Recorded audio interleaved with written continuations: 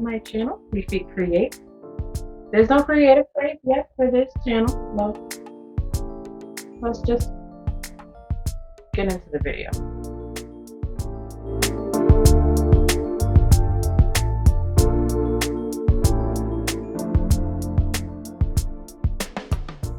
So many videos regarding the DTF sublimation hack, and some videos swear that you have to cure your powder on the DTF film before you can press it onto the shirt. But I've also seen a video that says it does not matter if you cure it or not, if you're directly pressing right after you print the image. So we're going to find out today to cure or not to cure. Here's an idea of what you will need for this.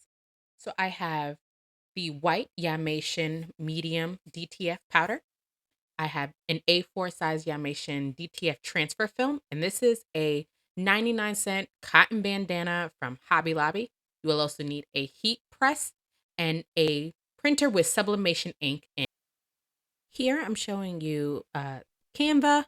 These are just some images that I've been playing around with, and I think I'm going to choose this one for this particular project just to see how the colors come out. I'm not going to go too much into my printing preferences since there's a lot of videos out there and I still need to kind of mess around with my colors. So here I'm just downloading the one page that I need from Canva, and I'm downloading it so that I can bring it into any kind of printing program that I have. Today, I am going to be using Publisher. Sometimes I use Word, but I'm going to go ahead and input this picture into this program. And I'm just going to click on pictures here and then go to the location where it is, which is in my downloads, not desktop, Felicia. There you go. So there is the picture that I just downloaded. I'm going to make this a little smaller because I don't need it to be this big just to test this out. So we're going to resize this and kind of bring it over to the left-hand side of the paper, which has already been sized for A4. We're going to go ahead and bring in another one for this side. So we can either copy and paste, or you can go through the whole process of inputting the picture again.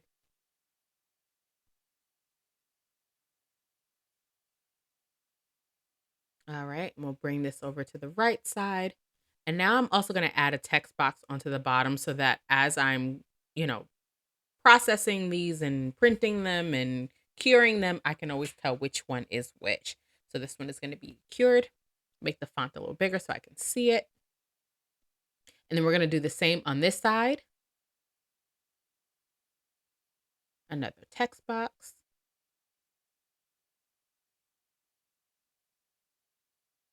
And this is going to be uncured. Not even sure if that's a word, but that's what we're going with today.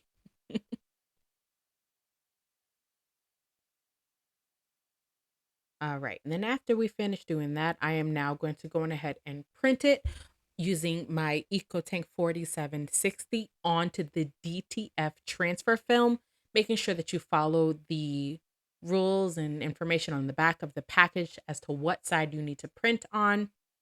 I won't go into the settings as much, as I'm sure there are plenty of videos available for printing on the film, and I still have yet to find that sweet spot.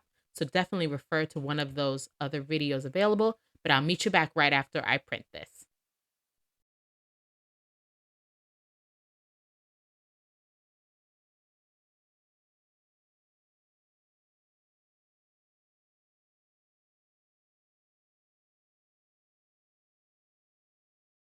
All right, guys, so I'm just kind of show you what this looks like after it's been printed.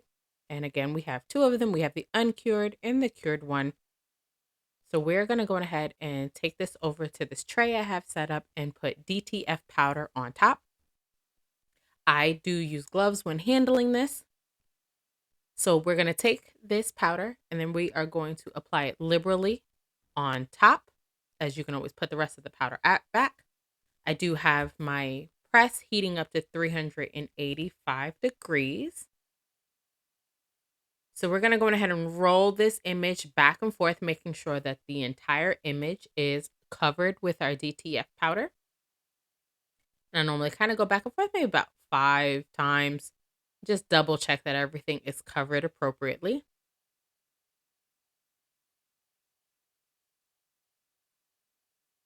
And then we're going to go ahead and tap off the excess. I'm going to take off this paper backing as that's what I need to put onto the film in order to print from my Epson. Carefully put that to the side and check to make sure it's all covered. Now I'm going to get some scissors and we're going to cut this image in half as we will cure one of these images and we're going to leave the other one as it is. So I'm going to cut this and leave the uncured one off to the side.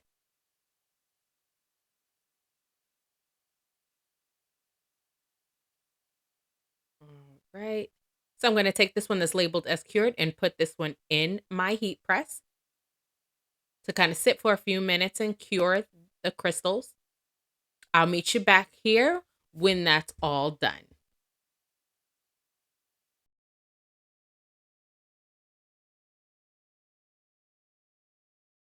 Okay, guys, so I wanted to come back and show you now what they look like. So now we have the cured image, and this is the uncured. You want to be very careful with handling this one because it can still smear because you haven't cured it. That image is not set in, so I would not touch this. So you can still see the crystallization there that's not cured. I'm going to put this down gently and show you the other one. And this is the cured image. Right. Now, I can still see some of the crystals on there, but I don't want to cook it any more than this because this took 10 minutes to get to. This took a while. But again, you can see the darker colors. The image is starting to show through a little bit. It's again reversed because I'm showing you the back side of it. But I'm going to go ahead and set up my heat press, which is again set to 385 for 40 seconds. I'm going to set it and we're going to press these items together. So I'm going to get our cotton bandana set up, tape our images down, and then we're going to go ahead and press. Okay, so we're going to go ahead here and put our cured image down. And we're going to go ahead and tape that down as well to secure it.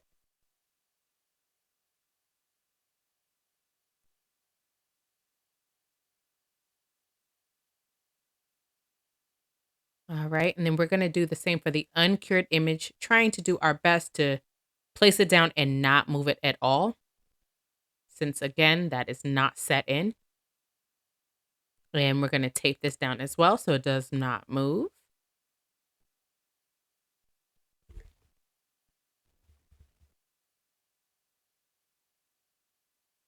Okay, great. I'm going to cover this with butcher paper.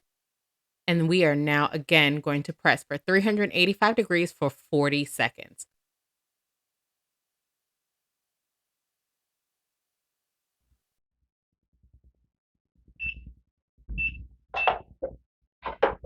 Okay. Over. Take a look. Okay, so this is a cool peel. We are going to let this cool off completely, and I'm going to take you guys over to my desk and see if we can't peel this and take a look if there's any differences. All right, guys, so we're back here now at my desk and we are going to peel this up. So again, this is the uncured. This is now completely cooled.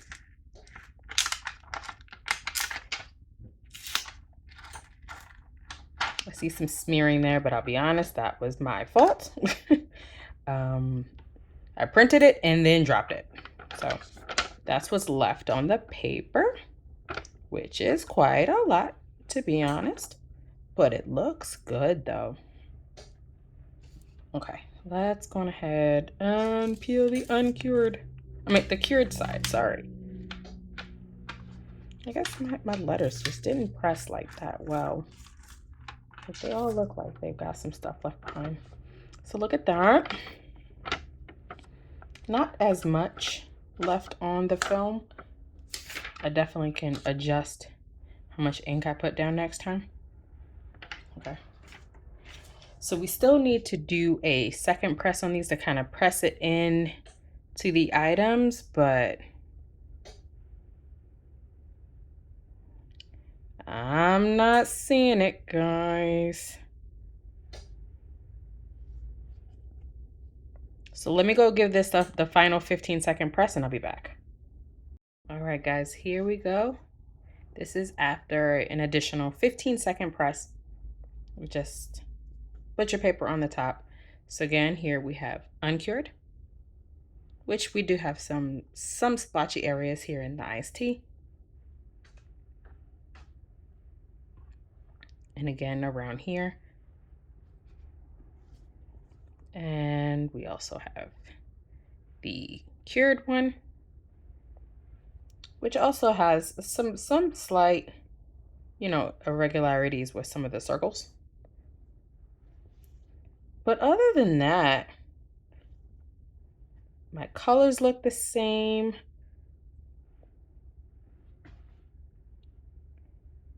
The feel is the same as well.